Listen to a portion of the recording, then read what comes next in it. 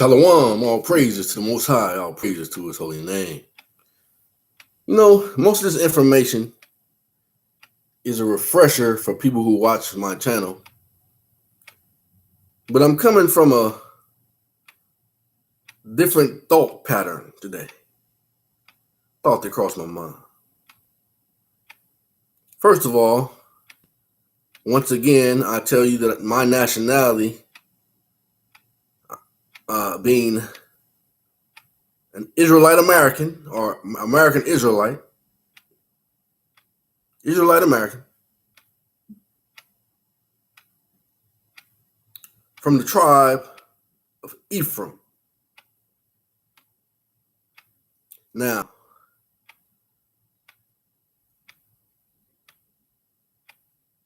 according to what people say, especially from the quote-unquote Negro point perspective, they say, I got Indian in my family. You know how people talk. Not knowing that they really are the Indians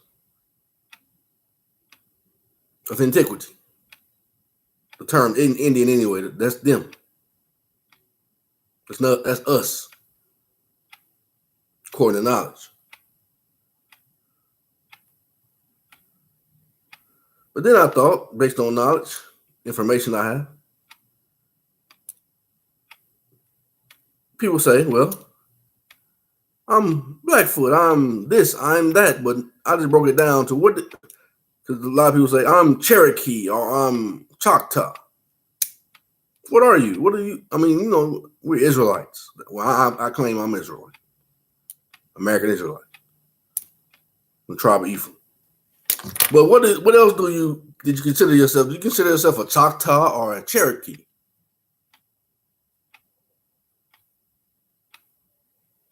It makes a difference in the eyes of the Most High and according to knowledge.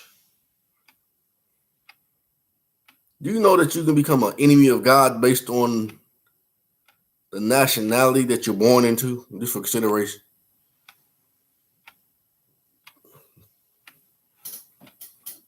Let's go back to the beginning.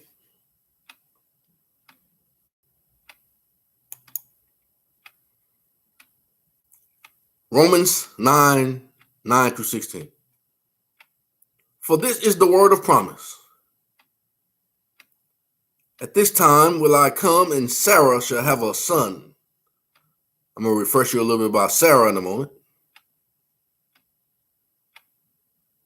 And not only this, but when Rebekah also had conceived by one, even by our father Isaac. Now, I'm going to go to the Third Testament. And then, there's some people have a problem with the quote-unquote Negro saying he's a Mexican. That's because how people have been raised and different things. But we're talking about according to knowledge, information that's verifiable.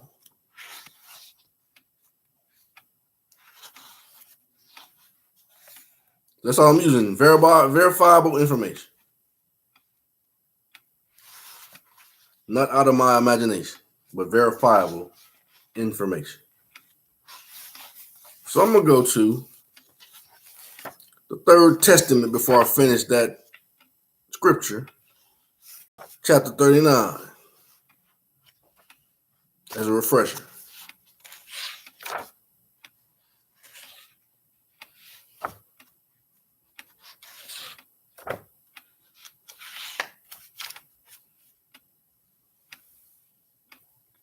Chapter 39, verse 53.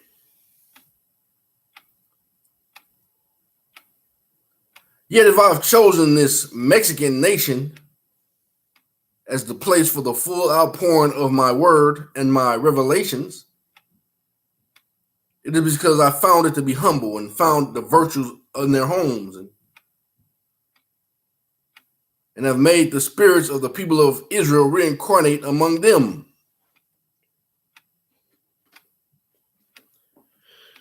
Then I went going back to who is Esau Edom.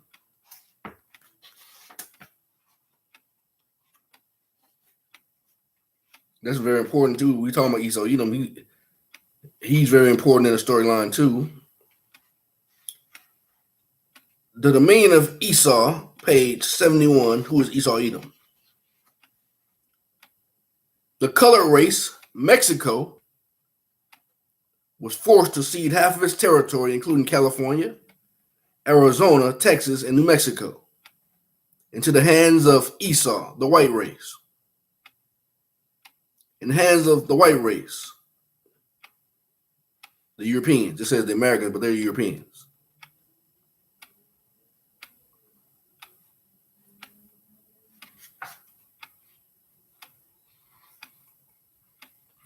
No disrespect, but I'm just breaking it down like it should be. If you ask them, are you quote unquote Negro or are you European? They're going to say European. So according to knowledge, you can't be an American then. You're a United States citizen.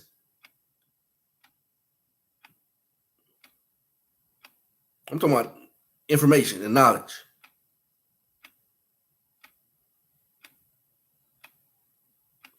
Because the quote unquote Negro is the American.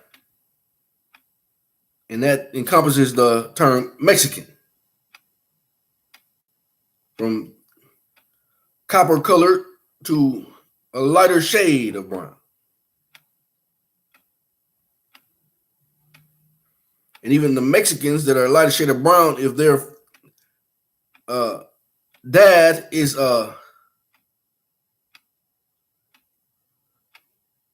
what's the term I'm looking for? Conquistador, or basically a European, a Spaniard, then they're a Spaniard because they are what their dad is. They're not a Mexican.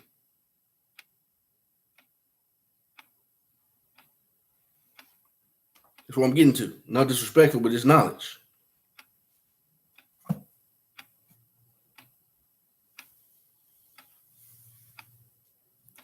Romans 9 through 16. For this is the word of promise. At this time will I come, and Sarah shall have a son. So that means, based on this information, Abraham would have to been classified as a, I'm just talking about keeping it simple. And his seed and his lineage, and I'm talking about the lineage that pleases and the Most High considers his friends, his family, and not his enemies. These are called, he said we're not chose this Mexican nation. So we're going to keep it simple. Abraham had to be from he had to be considered a Mexican nation, an Indian. I'm just keeping it plain and simple. Although, he's the progenitor, or he's the quote unquote father of the Israelites, because his seed came down through Isaac to Jacob.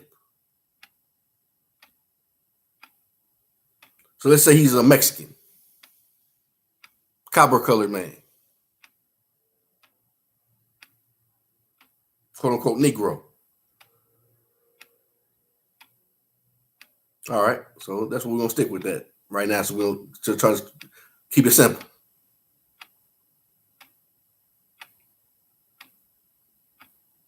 And not only this, but Rebekah also had conceived by one, even by our father Isaac.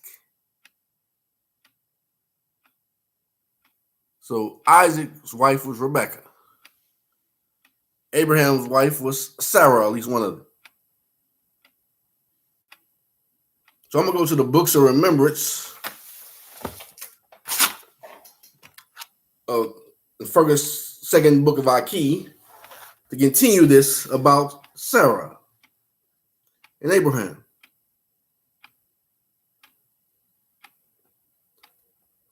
First, Aki 13 and 17. Now it happened that our father Abraham had already intervened with the element of righteousness to the effect that there could be a covenant to love God? Well, the Most High of Abraham, Isaac, and Jacob, because there's a lot of gods.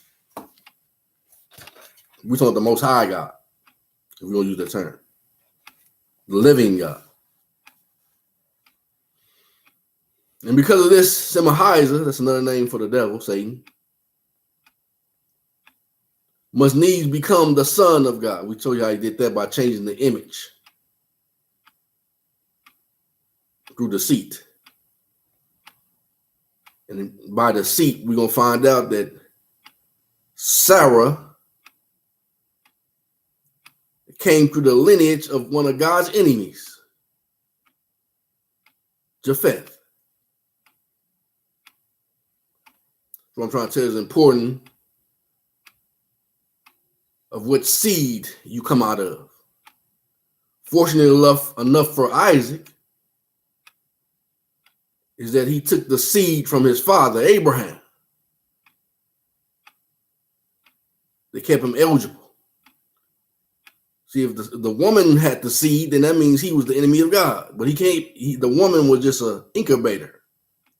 Not disrespecting the woman, but he used her egg. But he put his seed in it. So while you are with I'm going to use the term, the Most High don't call no man your father, but I'm going to keep it simple. You are what your father is. That's why I brought the idea not to disrespect the Mexicans, but there are some true Mexicans, from dark skin, the Negro, they all considered Negro, according to the Europeans. And they treat you like it whether you want to accept it or not. They don't treat you no better than Negro. Because to them, you are a Negro. Except you're trying to be somebody you're not, unless you are really a Spaniard, or you're brought by a European father, then you're not a Mexican, you're European. But most quote unquote Mexicans around these parts, partner, are Mexicans, especially in the hood.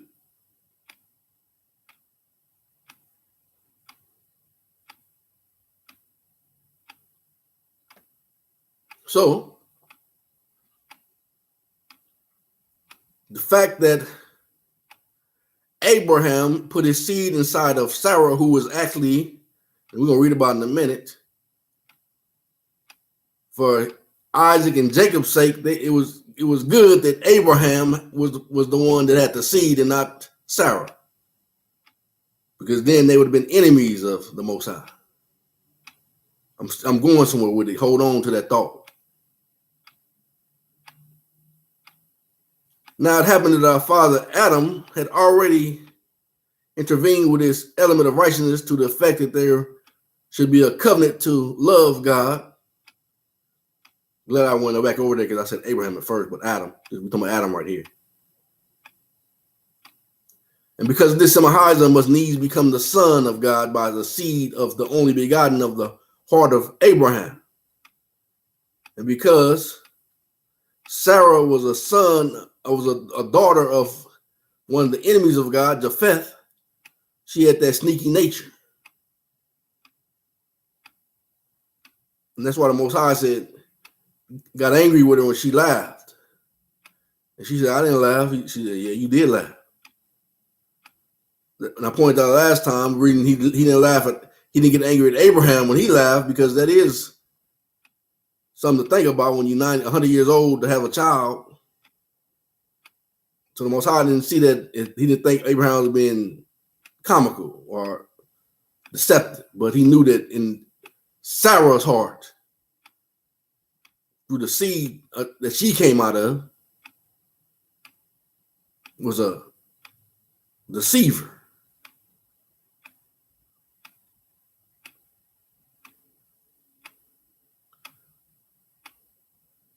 For only out of the love of God in the heart of Abraham would his son be used as the element of righteousness. And thus a war over his son was raging. And it came to pass that Abraham had a firstborn for Sarah.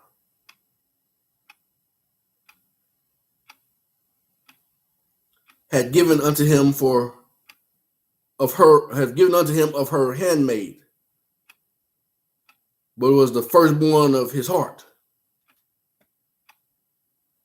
But it was not the firstborn of his heart. She had Abraham to go into her handmaid.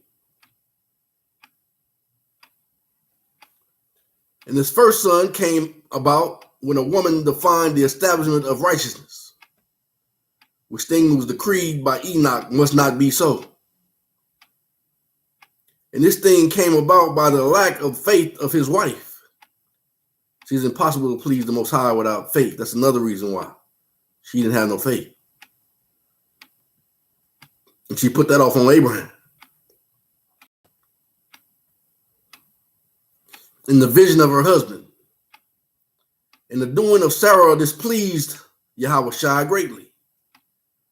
And she was of the lineage of Japheth.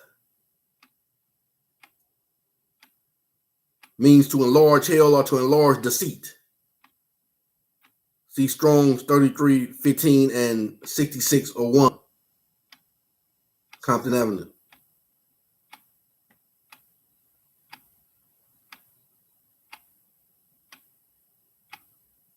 Allegedly.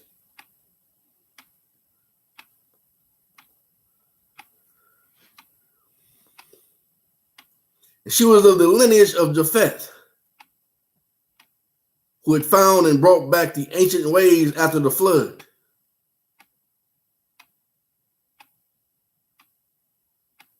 And she too in her youth had studied in these wicked doings. She studied in the Ouija boards and all these different things and black magic and curses. So our Most High, he said he's not going to suffer us to be like our ancestors of old.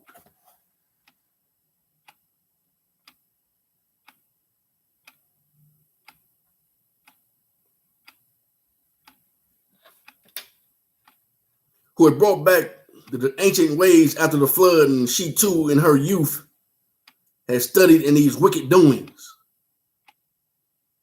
And in this thing, Semahizah determined he now had the upper hand. But it was not the son of the heart of Abraham. And thus he would not view this son as the element of righteousness before Yahushua, because the child came in fornication. So the Most High saw that as fornication back then. But he suffered it.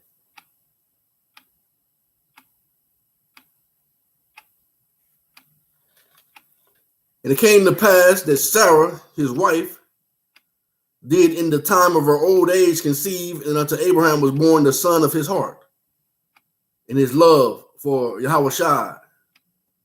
That was the purpose for Abraham being redeemed,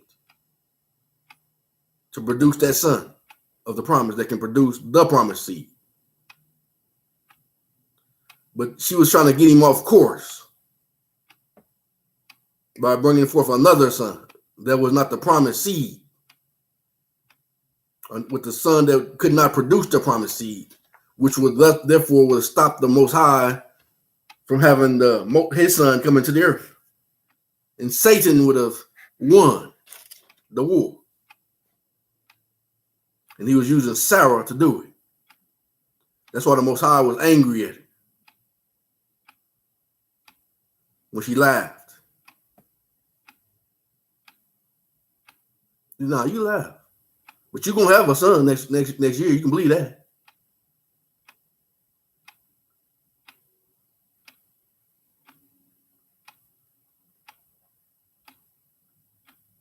And it came to pass that Sarah, his wife, did in the time of her old age conceive, and unto Abraham was born the son of his heart. In his love for Yahushua and in the life of this child, the fate of all mankind hung in the balance. The Good Samaritan.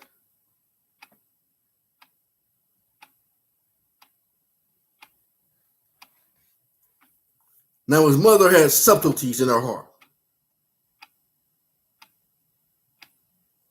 the war increased over Isaac, who was the son of Abraham.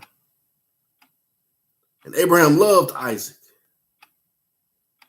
And he knew in his heart that in Isaac it would be proclaimed that the Yahweh Shai alone was God. Now understand that Abraham had waited so long for his birth. The vision of Isaac was so dear to the heart of Abraham and so much a part of what his entire life had been, that the love of Abraham for Isaac set the bounds of love of a human father for a son. It was in fact heralding righteousness, proclaiming the love of God for his only begotten, and the war increased.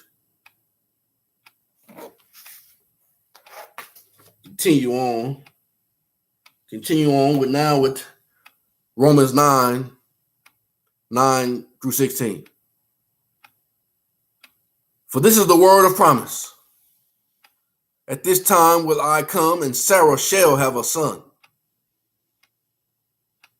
And not only this, but when Rebekah also had conceived by one, even by our father Isaac. For the children being not yet born, neither having done any good or evil, that the purpose of God according to the election might stand, not of works, but of him that calleth. See? Depending on what nation of people you're born into, you can be a friend of God or enemy of God, according to the election of grace.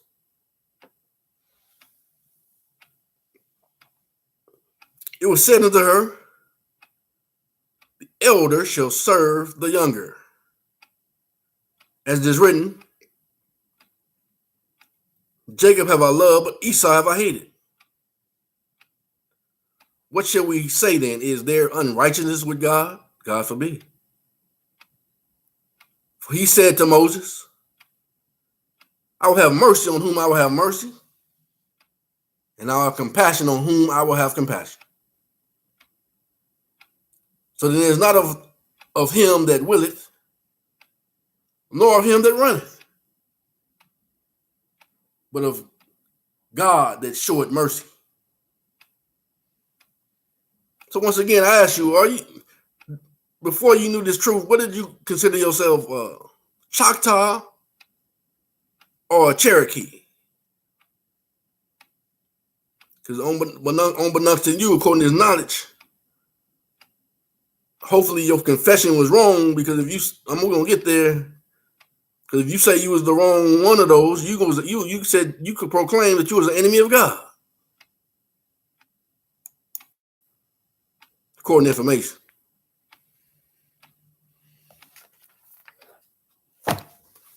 Like I said,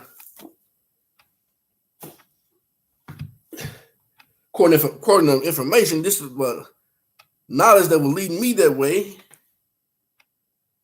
I was looking into certain things, and I saw. I'm just going to use a term. I know that I'm a Israelite American from the tribe of Joseph. But even before I knew that, though, this researching and looking and this identifying, I used to say, based on what I found, and this people that I've seen that are quote unquote Negro, they showed as Choctaw, they look like people in my family. One being my dad and one being my oldest daughter. So I was convinced, and plus my grandparents from both sides, where they came from, around the area, that's where they come from. I said, I gotta be a Choctaw.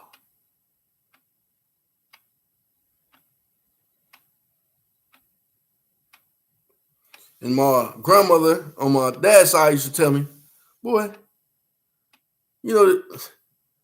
Mexicans own all of this. California and all that. That's Mexicans. She didn't go into detail, but she told me that back then.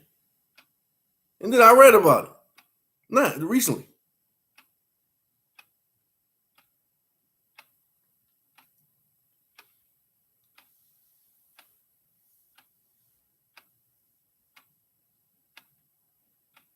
So I was convinced I was Choctaw.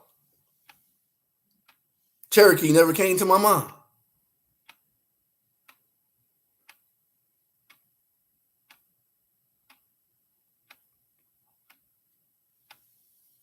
Praise to be the Most High that children are what they, quote unquote, father is.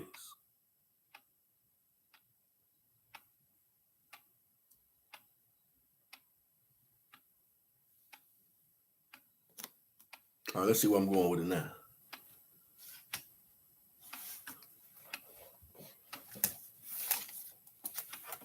I'm going to go here because I told you I'm from the tribe of Ephraim.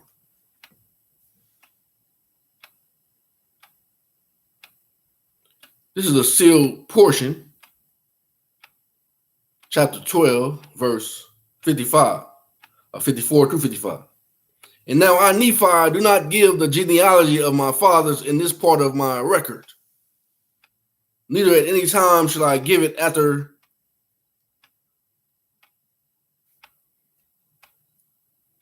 upon these plates which I am writing. For it is given in the record which has been kept by my father. Therefore, I do not write it in this book. But it said, for it suffices me to say that we are descendants of Joseph.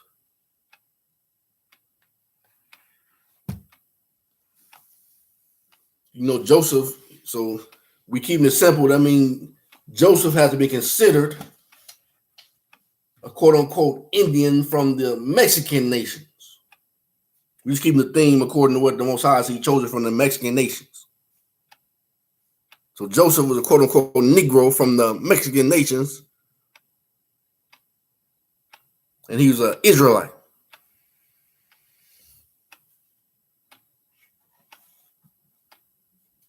All right. I'm not talking about going by your biases. I'm going by information. Take your prejudice and racism and all those things out of it.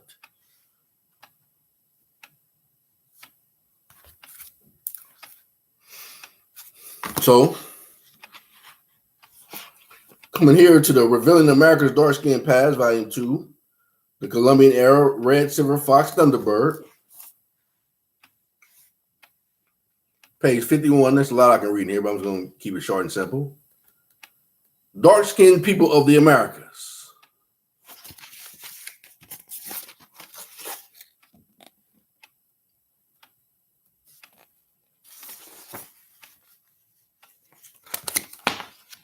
This might piss you off a little bit, but, well, whatever. I got to put on my head robe just to bring home the point.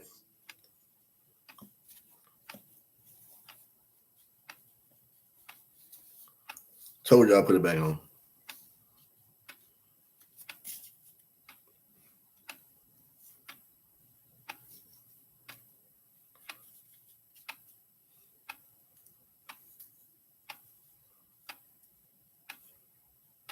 All right.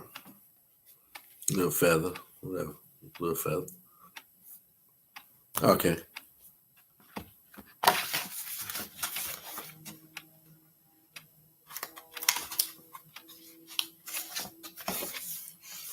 Americans, dark skin pad. 950. All right. Page 51. In any case, between the years of 1492 and 1501, at least 3,000 Native Americans were known to be shipped to Europe, with the likely total being possibly double that. Most were sent to Seville area where they seem to show up in the slave markets as Negros. What most people don't realize is Negro was a terminology that was used to describe the indigenous people of the Americas. So if you're a Mexican and you get offended, this is what they called you. And these Negroes were darker than you. They were like my complexion. Look a lot like me than they look like you. I'm just telling you the truth. So you came from us. Not trying to be boastful or anything, but it tells you in the books of remembrance that even Adam and Eve and their children after them were considered the first indigenous people wherever they went. And they started out in America. So if you light-skinned now and you still consider the Mexican nation from the house of Jacob, that it's only obvious that you came from us. Why is that? If you put some chocolate in milk, it's going to get a little lighter brown. If you put a little bit too much chocolate in it, it's going to be dark brown. You don't get darker, you get lighter.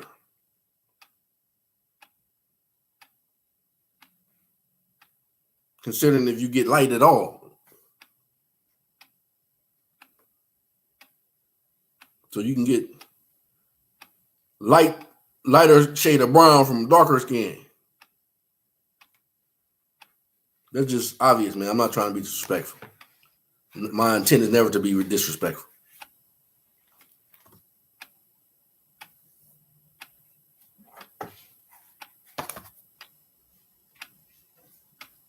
Then I told you the Roman Catholic Pope by necessity told us that we were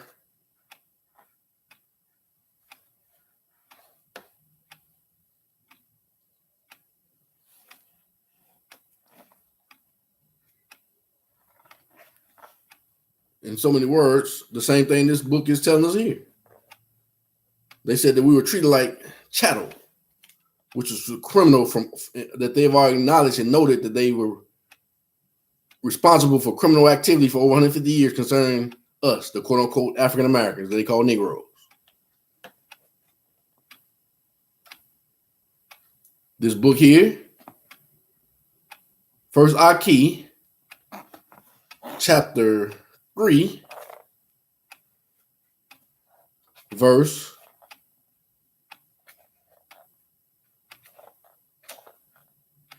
111.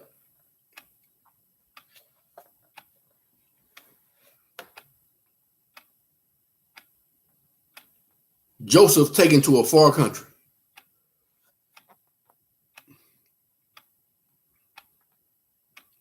And thus was Joseph taken bound into the land of a far country. And he was handled like unto one of their cattle, having no hope of rescue.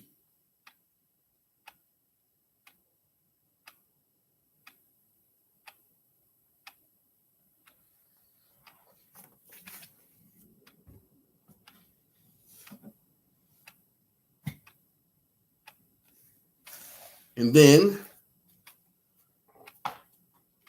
that's what I'm trying to tell you. Even this book right here, even though they tried to change identities in here with us, but because of the knowledge that we have now, it exposes their nakedness of their lives. But this is still an excellent book for great information. Once you have the knowledge to decipher now.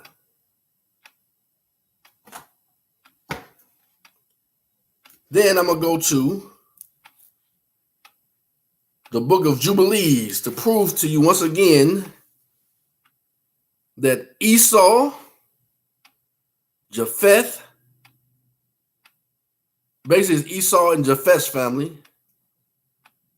The Ashkenaz and the Kittim are the Romans. That's all the same family. And then the Japhet's family, basically, and the Romans went to war with Esau, and then they merged and become one big family.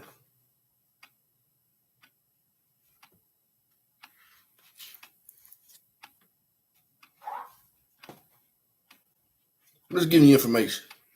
I'm still going somewhere with this information.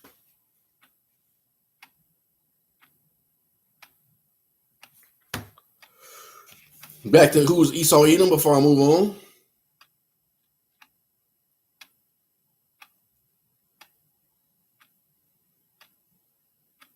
Page 14.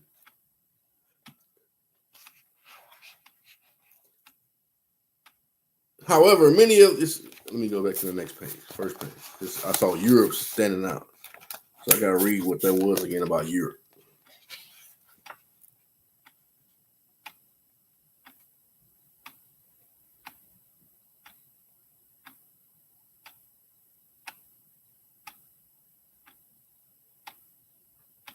When Persia, this page 113, when Persia overthrew Babylon, king of Cyrus, issued a decree, 538 BC, allows the Judites to return to their land and rebuild the temple, Ezra 1:1-5. However, only about 50,000 returned to Palestine, Ezra 2:64-65. Some of them had apparently departed to their kinsmen in Europe. So you said they returned to their kinsmen.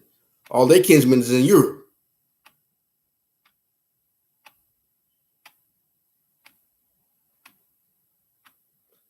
However, many of the Judites and the Benjamites preferred to remain in Babylonia, becoming part of the indigenous population.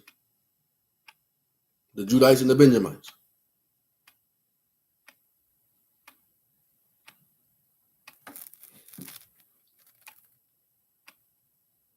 Those remaining had intermarried with the Babylonians and Edomites.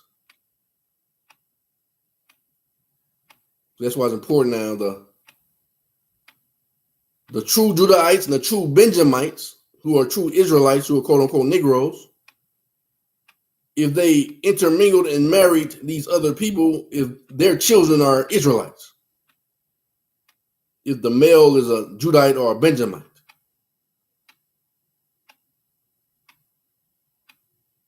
But if a female Judite or Benjamite marries one of these other nations, then their children are not Israelites. They are what the seed of their quote unquote father is.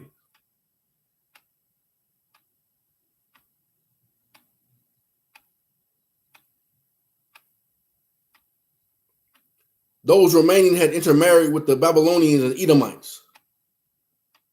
They were in the land and adopted their religion and law.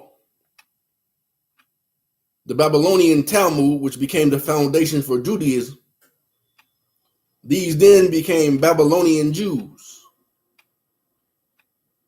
Then many of the people of the land became Jews, Esther 8:17.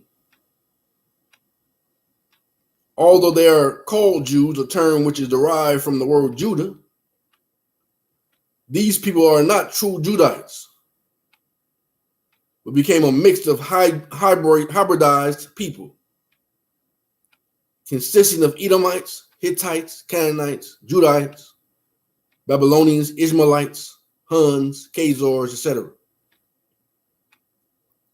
When they migrated to the other lands throughout the centuries, they retained their Jew or Judite identity, but brought with them the religion of Babylon.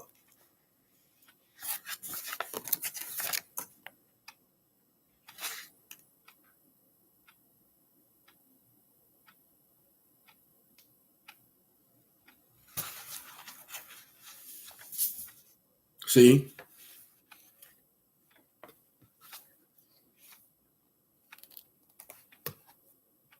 Now, prove to you once again, according to the book of Jubilees in Jasher, we're in the book of Jasher right now.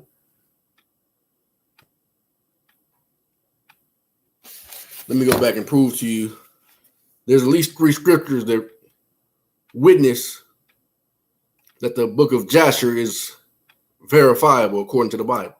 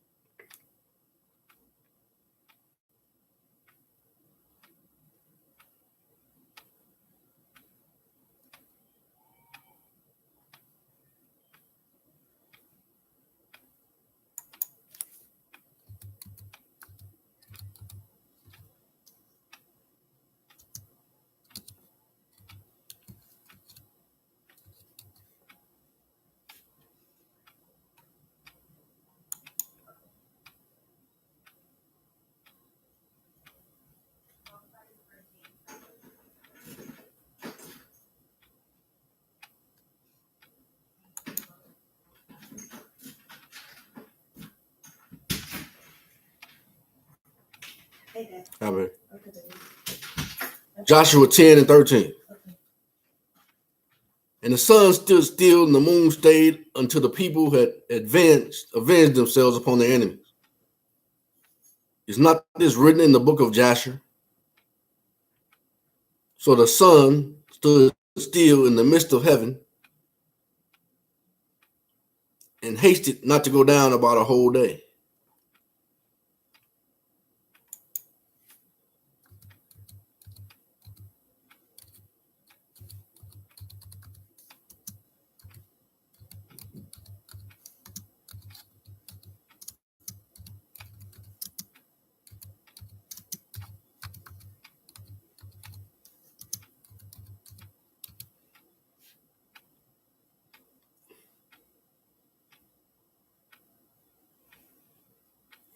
It's an ancient book of Jasher referenced in Joshua 10, 13, 2 Samuel 1, 18, and 2 Timothy 3 and 8. So there's 3 witnesses to the book of Jasher. All right. So we see that the book of Jasher is, you can trust it. So now I'm at the book of Jasher, chapter 90. And I'm going to read till I stop. Verse 1. At that time, in the 5th year after the children of Israel had passed over Jordan, after the children of Israel had rested from their war with the Canaanites, in that time great and severe battle arose between Edom and the children of the Chittim, or the Kittim. That's the children of Japheth. That's the quote-unquote European Gentile. And the children of the Chittim or the Kittim fought against Edom. And Abanus, king of Chittim or Kittim, went forth in that year. That is in the 31st year of his reign, and a great force with him of a mighty men of the children of Chittim or Kittim. And he went to Seir, Mount Seir, to fight against the children of Esau. And Hadad, the king of Edom, heard of his report. And he went forth to meet him with a heavy people, a whole big old band of people, and strong force, and engaged in battle with him in the field of Edom. And the hand of the Chittim or the Kittim prevailed over the children of Esau. And the children of the Chittim slew the children of Esau. So the Romans slew the children of Esau. 22,000 men and all of the children of Esau fled from before them. So now I'm going to, instead of saying the Chittim, I'm going to say the Romans. And the children of the Romans pursued them, and they reached Hadad, king of Edom, who was running before them, and they caught him alive and brought him to Abanus, king of the Romans. And Abanus ordered him to be slain. And Hadad, king of Edom, died in the 48th year of his reign. And the children of the Romans continued their pursuit of Edom and smote them with a great slaughter, and Edom became subject to the Romans, to the children of the Romans. And the children of the Romans ruled over Edom. Edom became under the hand of the children of the Romans and became one kingdom from that day. So from that day, the Romans and Esau became one people.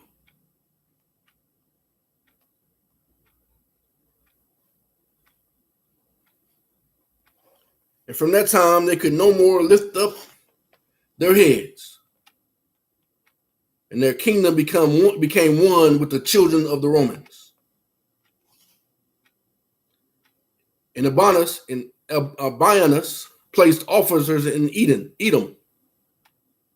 And all the children of Edom became subject and tributary to the let me read it again. And all of the children of Edom became subject and tributary to Abianus, and Abianus turned back to his own land, the Romans.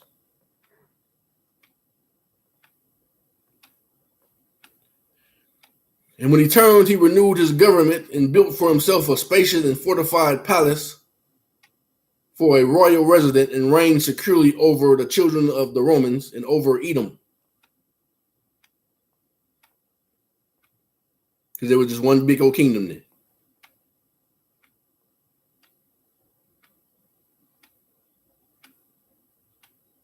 In those days, after the children of Israel had driven away all the Canaanites and the Amorites, and Joshua was old and advanced in years. And Yahushua said to Joshua, "You are old, advanced in life, and a great part of the land remains to be possessed. Now therefore divide this land for an inheritance to the 9 tribes, and to the half tribe Manasseh." And Joshua rose up and he did as Yahushua had spoken to him. He divided the whole land to the tribes of Israel as an inheritance according to their divisions. But to the tribe of Levi he gave no inheritance. The offerings of Yahushua are their inheritance, as Yahushua had spoken of them by the hand of Moses.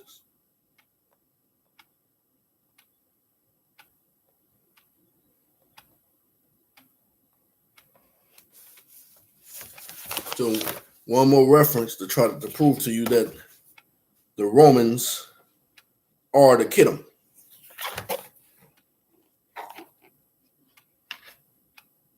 We're going to let the rocks cry out for this one. The book of remembrance.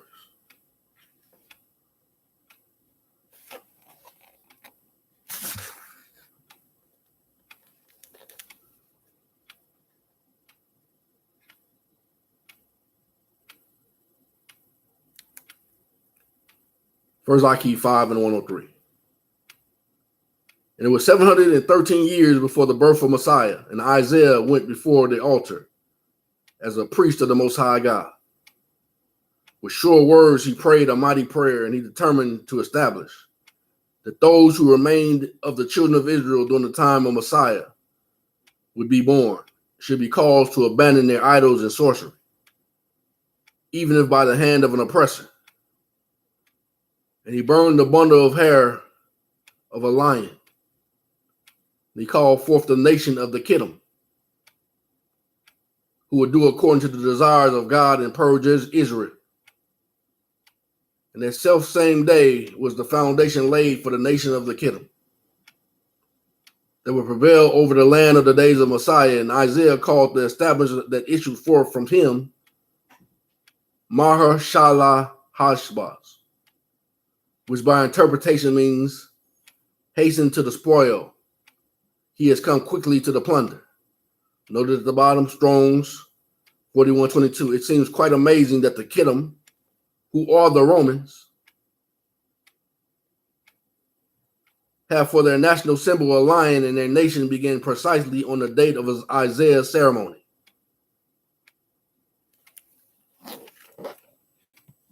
So there you have it.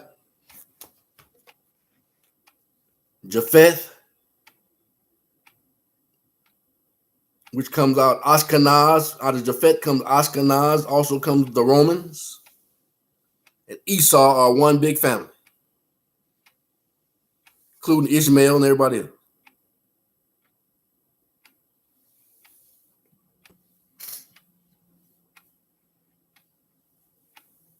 So by proclamation, the Moors say they are Ishmael.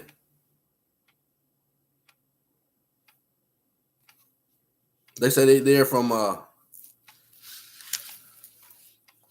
children of Lot.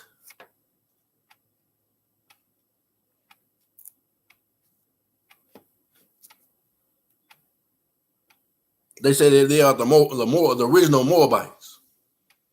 Because, you know, in the beginning, everybody was brown, earth tone, including Japheth and Esau. Somebody grew pale, except for Jacob. He said, Jacob should not now be pale nor grow pale. Sealed portion, chapter 35, verse 128. All right, we established now that the Romans come from Esau and Japheth, the enemies of God. And he said his people Israel are from the Mexican nations.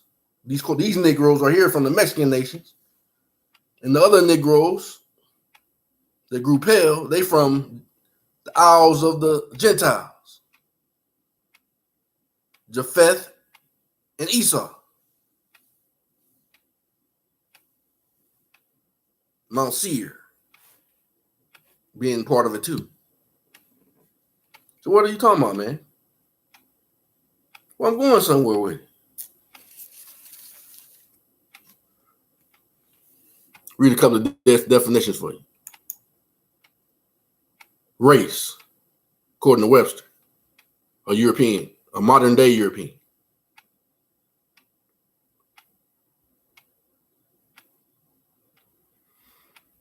The lineage of a family, a continued series of descendants from a parent who is called the stock. A race is the series of descendants indefinitely. It don't ever change. So that takes away from the theory that somehow races is changing. No, you are what your quote unquote father is, and that never changes. That's why Jacob never grew pale or never shall grow pale. He might get a lighter shade of brown, but he ain't gonna never stop being brown. Because of his seed.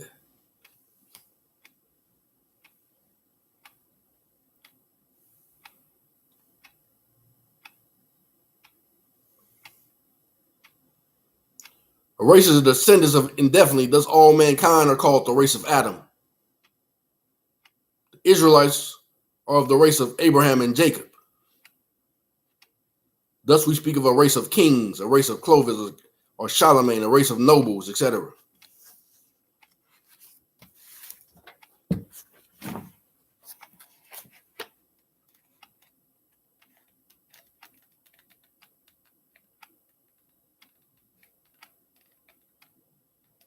Since we left off on nobles, and because we are part of the celestial heaven, the celestial kingdom, unless you fall from grace,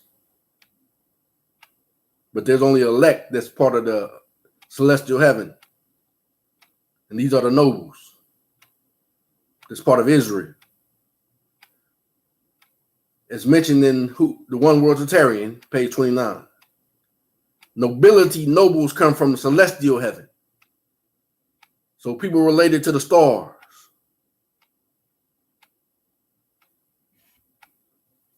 See, that's why it depends on what you was born. Was you born a Choctaw or was you born a Cherokee?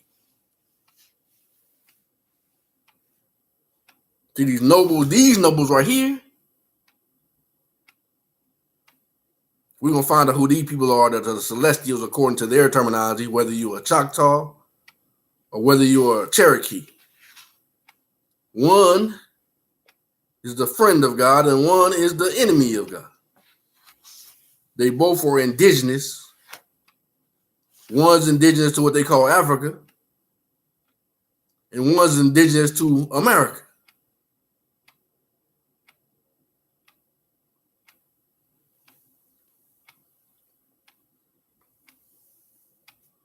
I'm going to start on page 31. The reason I'm mentioning this is because these are usually the choices that people make. Whether you're going to be an Israelite or whether you're going to be a Moor.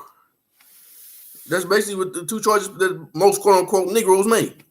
Oh, no, I'm a Moor. No, I'm an Israelite. And then they say, through our ears, we say they're the same. They're not the same.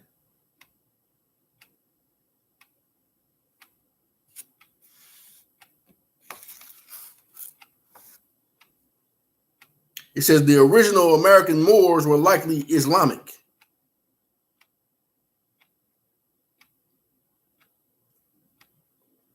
So I'm going to go to the top of page 31. I'm not going to mention all the rest of the tribes. I'm going to mention what I'm looking for. I don't see Choctaw mentioned nowhere among the Islamic people. They see the Choctaw, the Cherokee is among the Islamic people.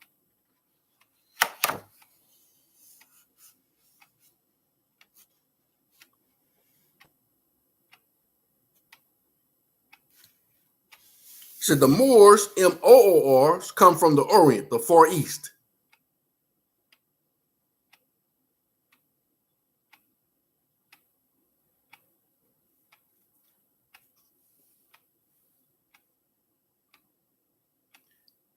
Then I'm going to come on down to the verses that has been terminated. Now, in the eyes of the hijacked Hebrews Templar, a.k.a. the Holy Roman Empire, the Habsburg dynasty, the Holy Land was in possession of the infidels, a.k.a. Muslims.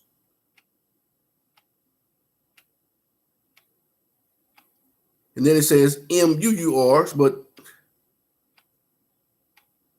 that's debatable.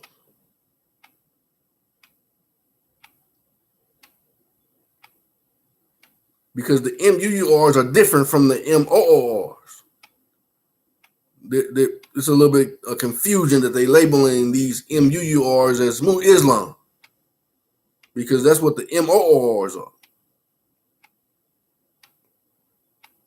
Therefore, they were authorized via the Dumda verses of 1452 to take Muslim Jerusalem, the Americas Grande, away from the M-U-U-Rs, who were Saracens. Also read the Dumda verses, which authorized the Templar Knights of Christ to conquer Saracens and pagans, take their possessions, and to subject them to perpetual servitude, slavery. This papal bull, and none of them were ever, well, now they have been rescinded. Something else did come.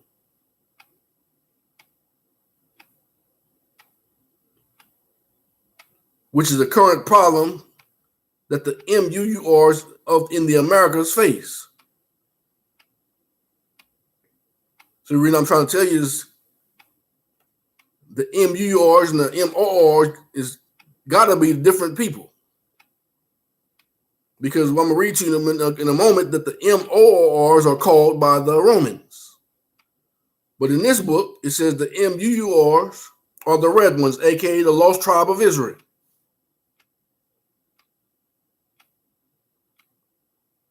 This papal bull was issued against the M-U-U-Rs as Saracens in order to take they talk about the Muslim Jerusalem away from us.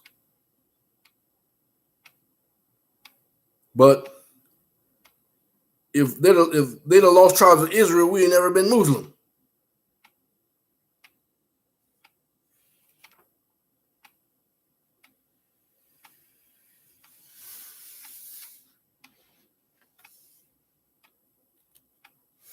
Now let me go to The definition of Moor, M-O-O-R, by Webster. M-O-O-R, noun. Dark, obscure, a native of northern coast of Africa.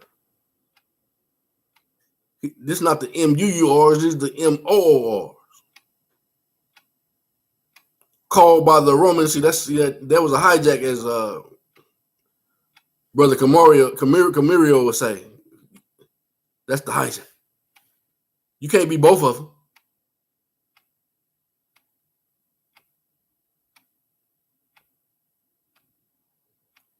It says, but the M-O, especially if you say the M-U-U-Rs are the lost tribe of the house of Israel, well, then we not Islam.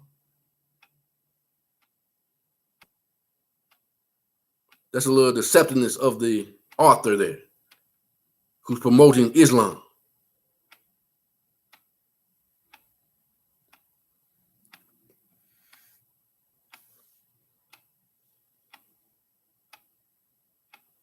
A native of the northern coast of Africa, called by the Romans. See, called by the Romans, from the color of the people.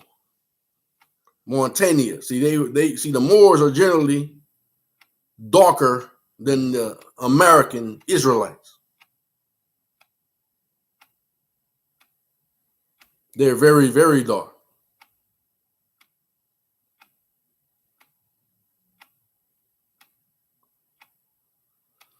The country of dark complexioned people, the same country is now called Morocco, Tunis, Algiers, etc.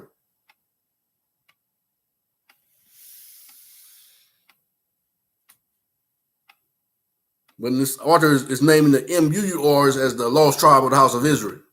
Can't be both of them. You can't be Americans. Both of them are indigenous, but one is indigenous to Africa and one is indigenous to America. So what are you? Are you a Cherokee? I mean, I'm just talking about terms that they use. Cherokee or a Choctaw. Depending on what you say you are, you can be a friend of God or enemy of God.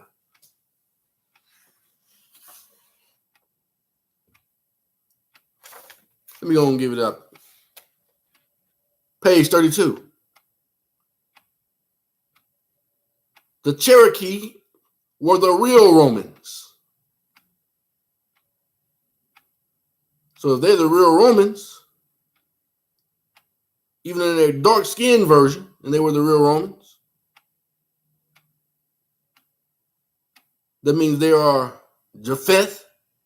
They are of the heritage of Japheth. The Romans, Ashkenaz, all of them. The Cherokee.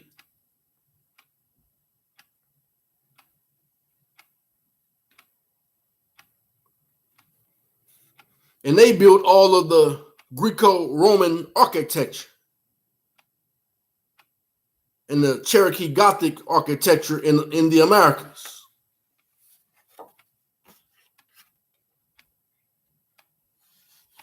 See, the Choctaw built all of the mounds, the earthly stuff, the land stuff. The Cherokee built structures on top of the land that was already there, built by the Choctaw. And then, according to page 1 of the same book, it says the fake history has been called the ancient architecture or Moorish revival or Morisque. And Islamic, they say, oh, this is fake history. The same author. And also colonial, medieval, neoclassical, Baroque, Romanesque, Gothic, Boix Arch, Eclectic, Tudor, Renaissance. Because they say in the Renaissance period, that's when they did the whiting out. By that time, everybody from their lineages had become pale face.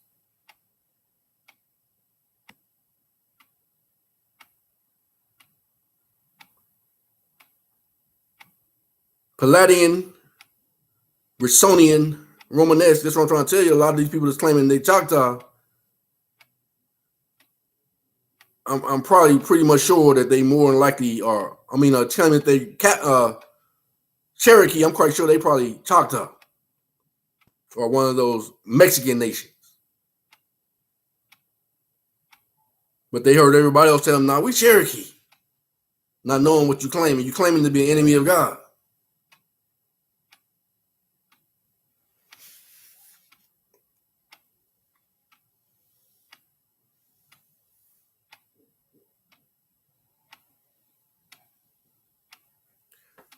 Part of the fake history is Richonian, Romanesque, Chicago School, or Victorian, and labeled them as fashionable styles to hide the old and true functions of its columns.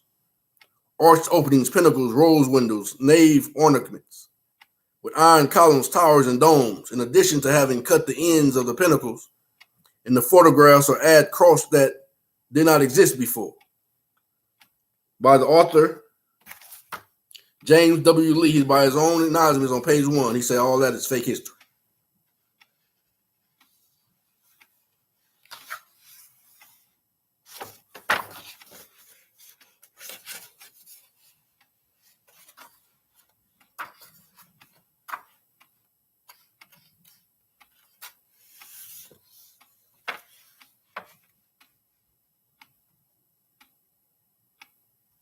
I'm going to read page 2.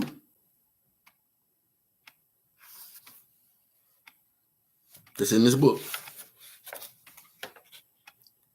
This dovetails with the creation of the trilateral New World Order NWO founding of the Vatican City of London in Washington, D.C. The United States is defined as a federal corporation under U.S. Code 3002, Section 15, 14 and 15, but it says 15.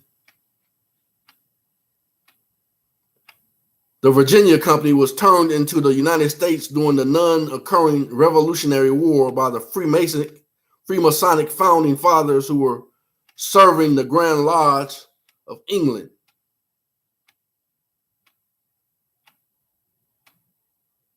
The Virginia Company was issued by the British royal family from the City of London Corporation for North America Settlements.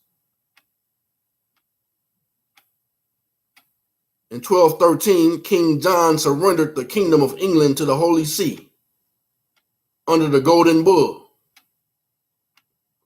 In 1215, under direct papal authority, King John issued the Magna Carta, Latin for Great Charter, and that established the 1 mile square block called the City of London Corporation as a sovereign entity for England and London. The Holy See uses Latin for official documents, and the Vatican uses Latin as its official language. That's why I reported to you, according to the knowledge, their quote-unquote Roman Catholic Pope took the title Vicar of Christ off of his title in 2020. And also King of the North, one of those titles, something like that, off his title.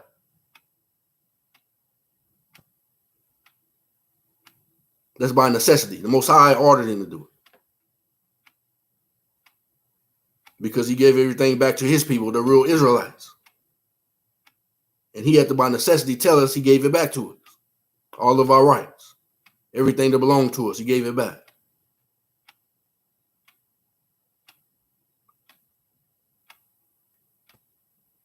The Holy See uses Latin for the official documents, and Vatican uses Latin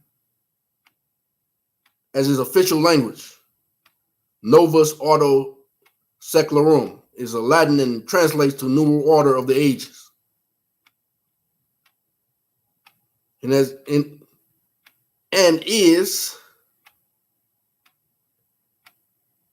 as its official language, Novus Ordo Seclorum is Latin and translates to New Order of the Ages, and is on the United States Great Seal and United States $1 bill.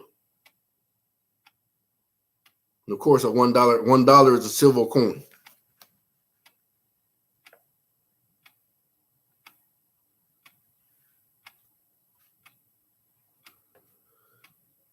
Washington, D.C. is located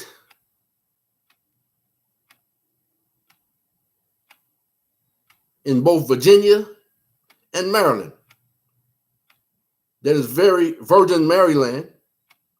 D.C. was originally called Rome in 1669. So what they call Washington, D.C. now was originally called Rome in 1669, which is stated in the Catholic Encyclopedia. D.C. is Roman architecture. See, that's why the Moors are so tight with the quote unquote United States of America, and they talking about the flag is theirs. They telling you that they're the Romans.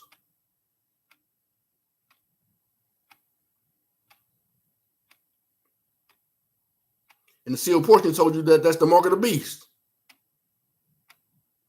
It's part of it. Especially when you pledge allegiance to it. You have the mark of the beast. So see the implications if you claiming to be a Cherokee.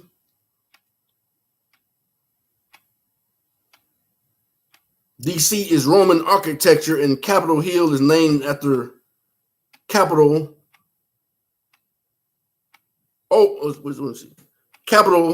Line Hill in Rome.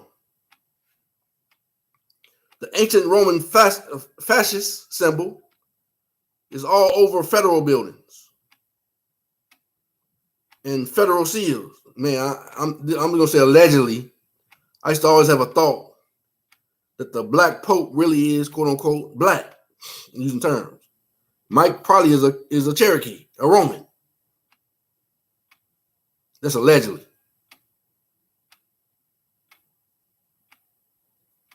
The ancient Roman fascist symbol is all over federal buildings and federal seals. The federal government is based on the Roman Republic, which was a fascist empire. Roman fascists, where the word fascist come from, they had bundled caning rods and an axe for anyone who disagreed with Roman laws. So in other words, that's the color of law. That comes from them too.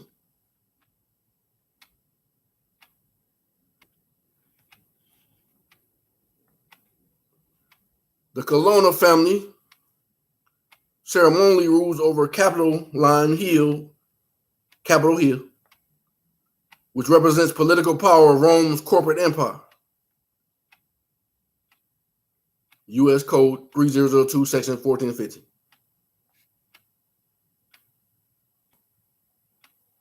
The column symbolizes the political support that maintains their claim to governmental land ownership. See how they talking about the Moors? See, they're in cahoots with them. They're trying to take this Mexican nation's land. We're the Israelites. We're the true Americans. And they're in cahoots to take away our land, but the Most High ain't gonna let them do it because he promised it to our forefathers. That's why he told that Pope to tell us by necessity who we are and what it belongs to us and give it to us. But he gonna show many of them the Pharaoh experience. That's why he said he gonna do it.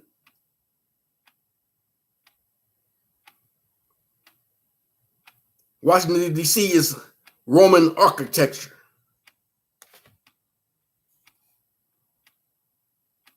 It has Roman fascist symbols all over U.S. federal buildings and U.S. seals. Fascism means a centralization of power. Capitol Hill is named after Capitol Line Hill in Rome. Page 3. The NWO also rewrote history, doing the revision of history, doing the epic reset. That's why I told you on page 1, everything they did was false history.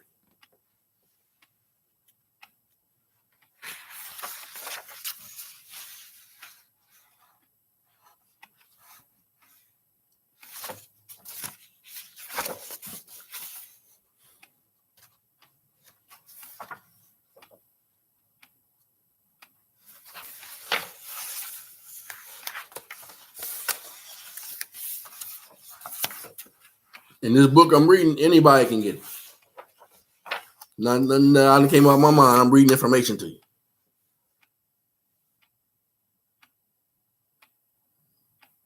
The Tartarian Culture, page 73, chapter 4.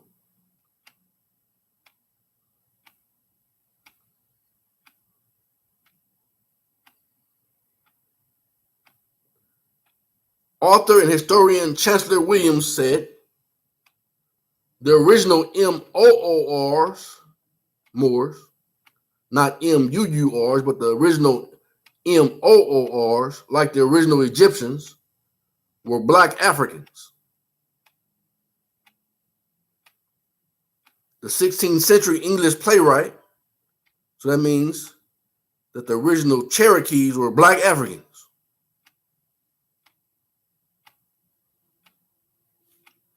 They came from Africa. The Choctaw, we're going to get there in a minute. He said the 16th century English playwright William Shakespeare used the word Moor, MOOR, as a synonym for African. So all of the quote-unquote Negroes claiming to be Moors, by your own acknowledgement, they can send you back to Africa. And more than likely, you don't come from Africa.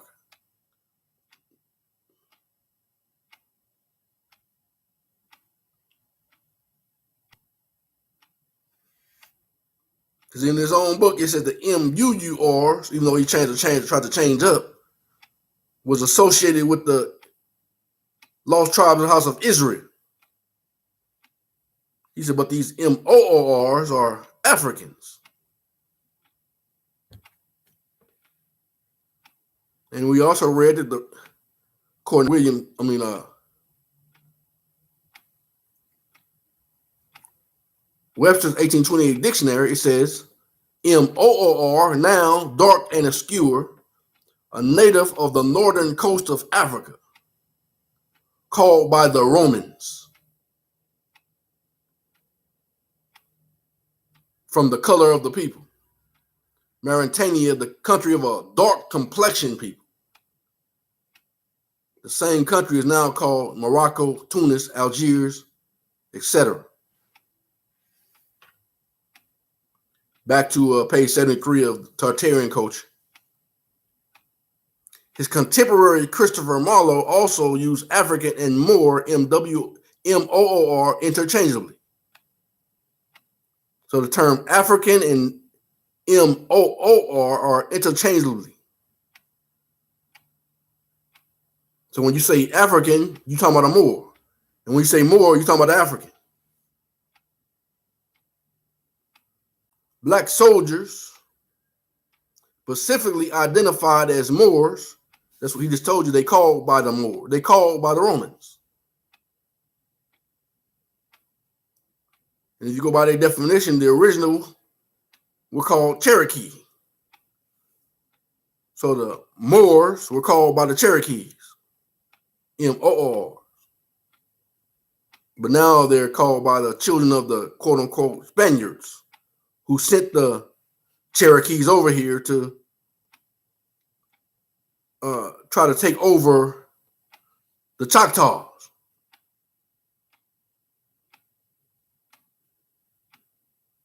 Because they say Christopher Colon was a MOOR that brought these Europeans over here in 1492.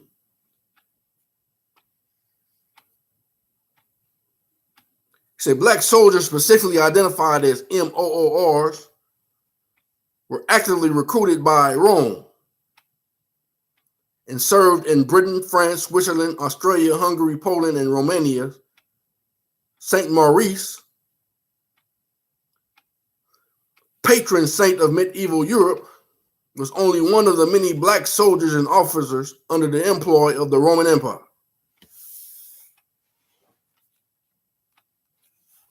I'm only providing information.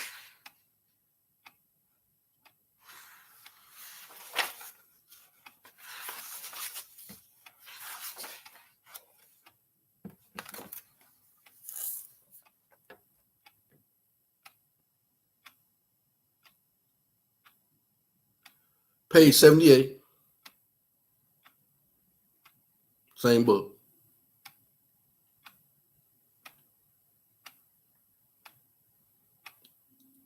I'm not trying to tell you gotta believe what I say, but at least study to show yourself approved, and I'm giving you information. Because I'm not even really saying things. I'm just reading it to you.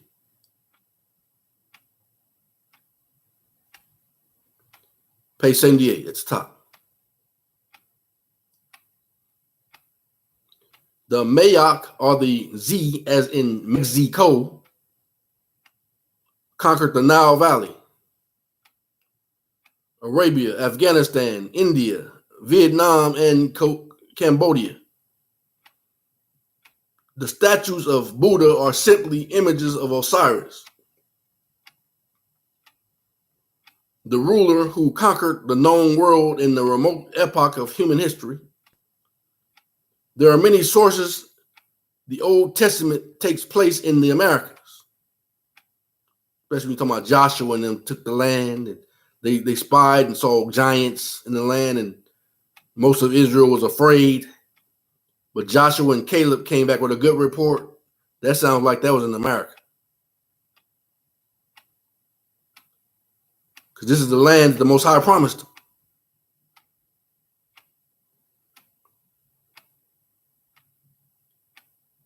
Mexico is the original land of the American Negro, who is the Olmec, the Aztec, Toltec, etc. In North America, he is the Eloquent, Choctaw, Washita, Pequot, Wampanoag, Lenni Lenape, Arekis, etc. He named Cherokee because the Cherokee are Islam.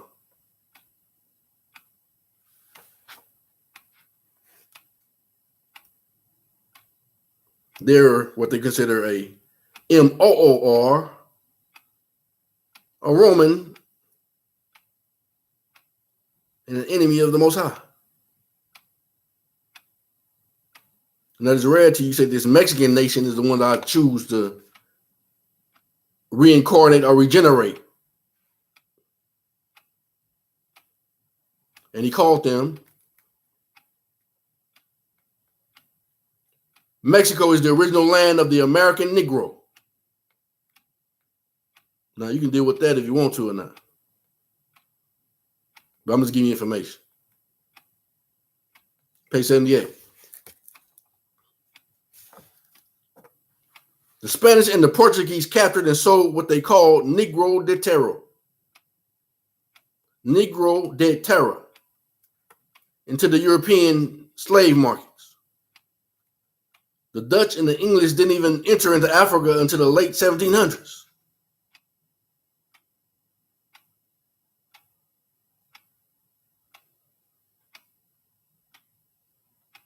So according to that, the Cherokees weren't even here then.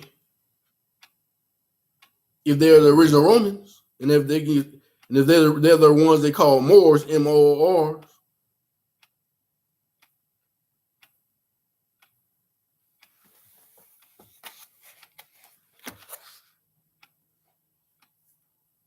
They got here in 1492 because of Christopher Columbus.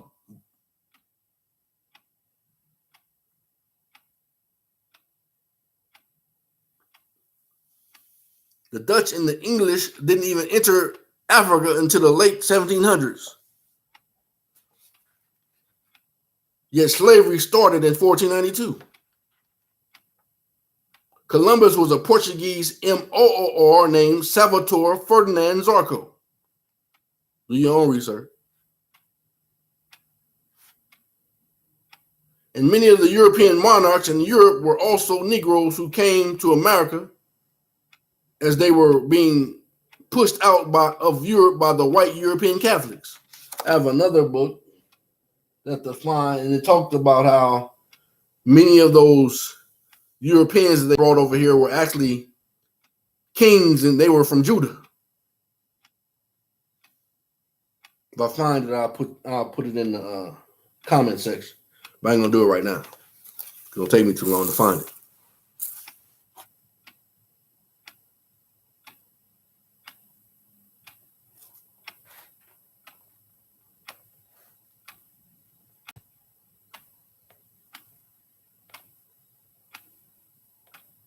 The conquistadors were sent to the West Indies to destroy the kingdoms of the blacks.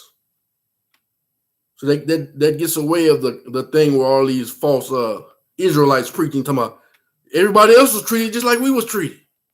No, they wouldn't.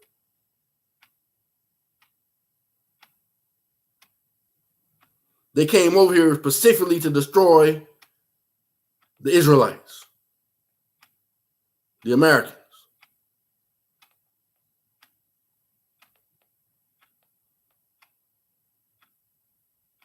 And one way you can prove it, 1492, when that movie about Columbus,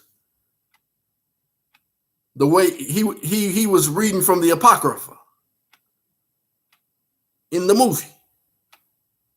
So if you're reading the Apocrypha, a book about the Israelites, you know who you're coming over here to mess with. Because why would you be reading the Apocrypha if you're just trying to find anybody? No, that's the book of the Israelites. You know what I'm talking about, that movie, 1492, of Columbus, about Columbus?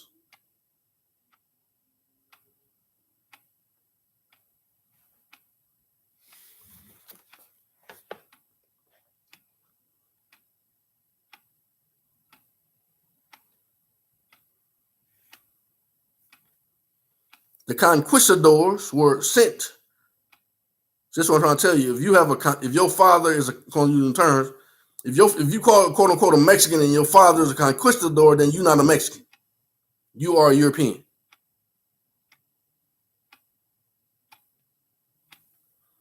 That's why you pale. He said Jacob shall not now nor ever grow pale. You might be a lighter shade of brown as a Mexican, but you ain't gonna be pale.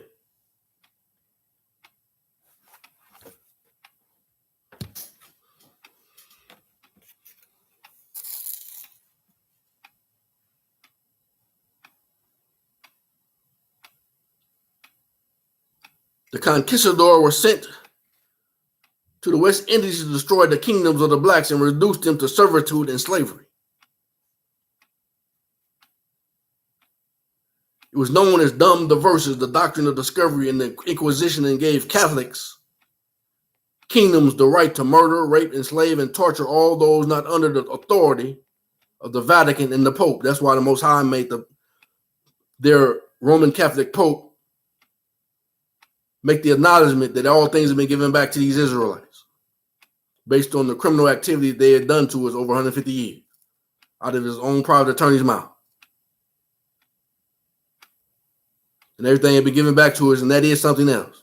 And then he ordered all of his employees, because he owned all of the corporation, to step down and stop doing violence and all these type of things to these Israelite people, who they call African Americans. Or either they're going to face up to death by his own civil order. Now, like I told you, it wasn't because he said it. The Most High said that way back in the beginning. It's just time for him to make him acknowledge it now. That's why he acknowledged it. And that's why he also took the title Vicar of Christ off his title. And the King of the North off his title.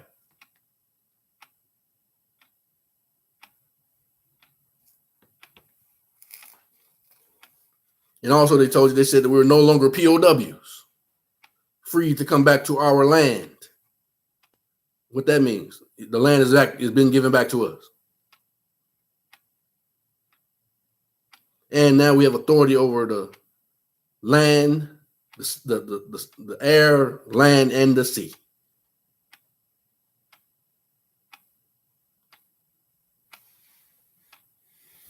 That's why things are so different now. The Most High is changing.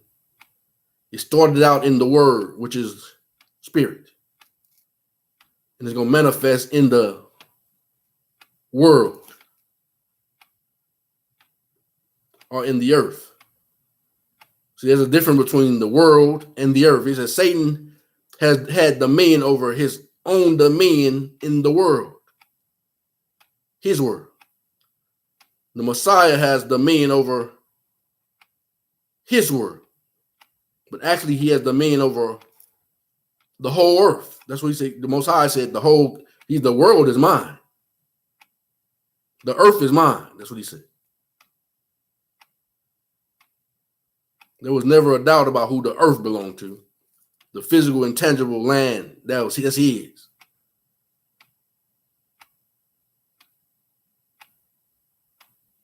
And he gave it to the meek, his children.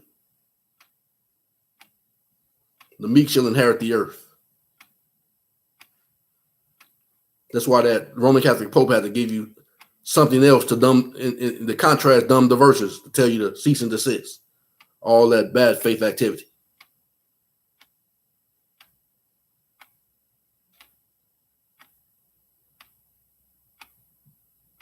And then the Most High told me to tell you to do it. Cease and desist. According to the sealed portion.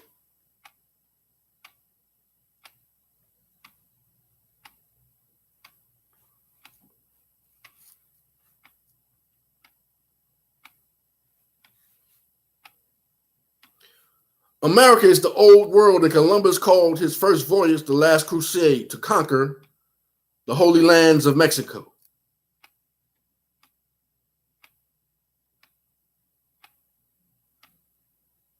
I started out this video, we say, quote unquote, black people and quote unquote Negros say that they got Indian in their family, but they don't know they are the Indians.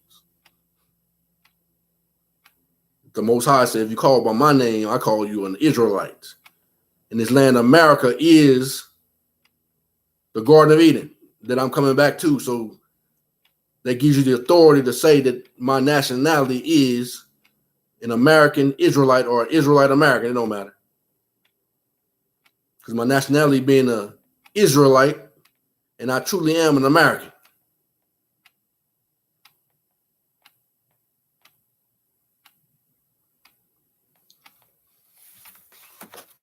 Let me go back here again. In case people don't remember this, I haven't heard it before. If you're listening for the first time. That's why I tell you, I'm proud to be an American. That's what the Most High made me.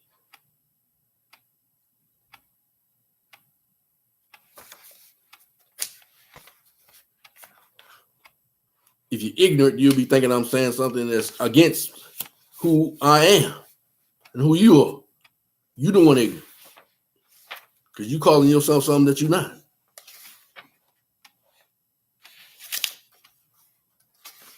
Most High said, my people will call by my name, will humble themselves and pray and seek my face and turn from their wicked ways. Then will I hear from heaven.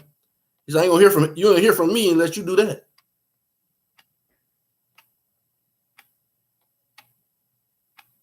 He said, but if you do, he said, then I will forgive your sin, and then I will give you back your land, heal your land.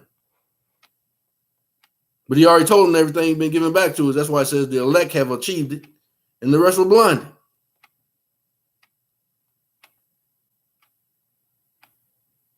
The sealed portion, 81 and 41. But in the beginning, it was not so. And fathers shall come forth unto Joseph, and he shall translate the part which is unsealed and publish it to the world, so that all might know of the work of the Father, which was wrought upon the land of Eden, which was wrought upon the land which shall be called in the latter days the United States of America.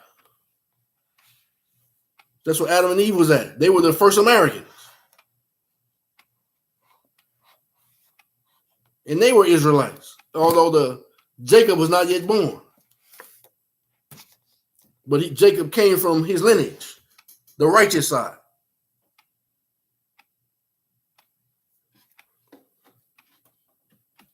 Everybody had to wait their turn to get to this earth, though. That's why. But now that Jacob came here, you can go back to Adam, because Adam was the first Israelite, the righteous man. Yasharallah. And then, since we found out that the indigenous people were this Mexican nation called Choctaw, because I broke it down to Choctaw and Cherokee. Cherokee being the enemy of God, and Choctaw being the friends of God, the sons of God. So, going back to the book of Remembrance of Our Ancient Grandmothers, I have to remind you that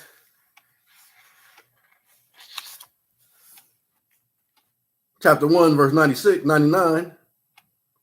And it came to pass that I sat pondering these things, I could see that the children of Yasakad, that's Adam, and Kava, that's Eve, were the very first indigenous people wherever they spread themselves. See, they were the very first indigenous people. And then they was sent away from America to go to other places in the world. That's why I said wherever they found themselves. They didn't start out in Africa. They started out in America. Although it was one land at that time, but still they were sent. Cain and all those and Benelli, the sons of, which is basically all of the enemies of the Most High, were sent to the east part of the land. So then once the land was broken up and the waters came in and it spread it out further, they ended up what they call now, that's not the term that was used, the Middle East. That's why they had to come across the great waters to come back here to America. But he said Adam's children was the first people considered, and Adam was considered the first indigenous people. So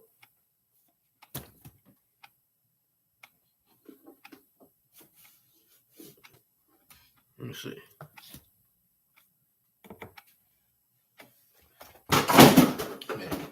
I get it. That's why you come here to this book again.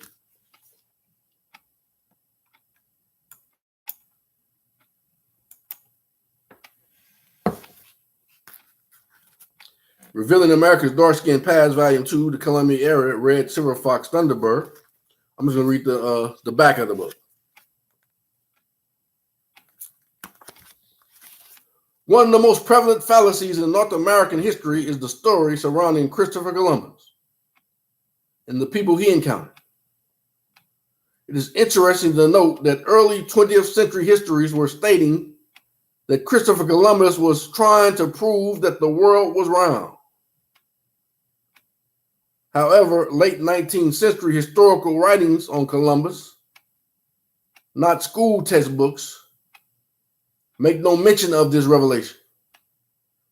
They do, however, tell in great detail of the carnage that took place on the islands during Columbus, because this is called Turtle Island, America.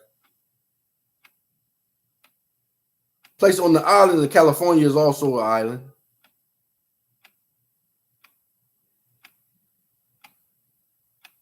A place on islands during Columbus' reign. They also describe in detail of the hospitableness of the indigenous people. Same word used for Adam and his children. The general nature of the indigenous people until they had to defend themselves, and that the indigenous people were considered Negros. So that, as you know, Adam was considered a Negro. I thank the Most High for this information.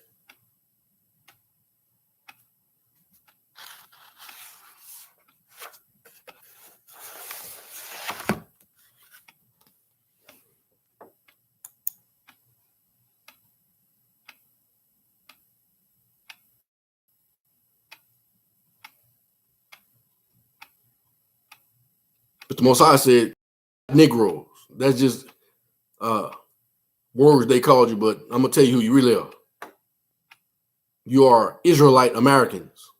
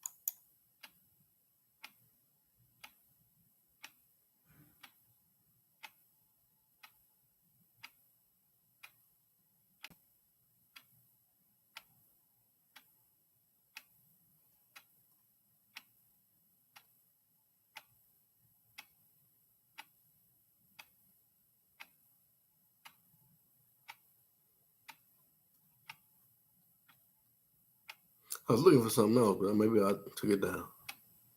Or somebody took it down.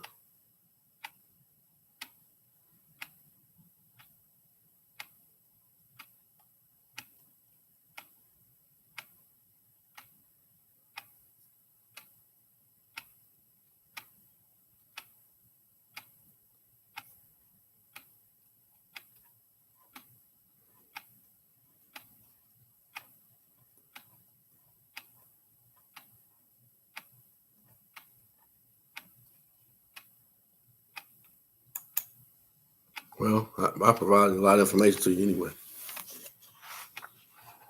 So, based on this information,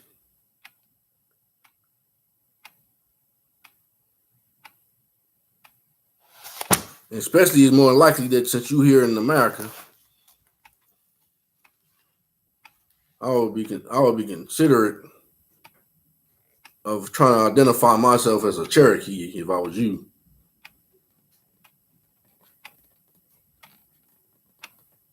But one thing is a blessing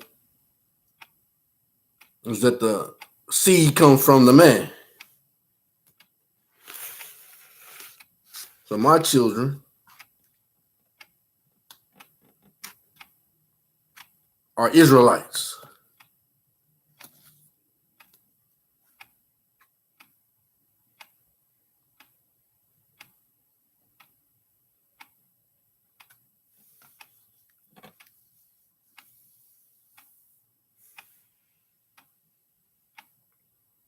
So until next video, all praises to the Most High. Always. Kwam Yasharala.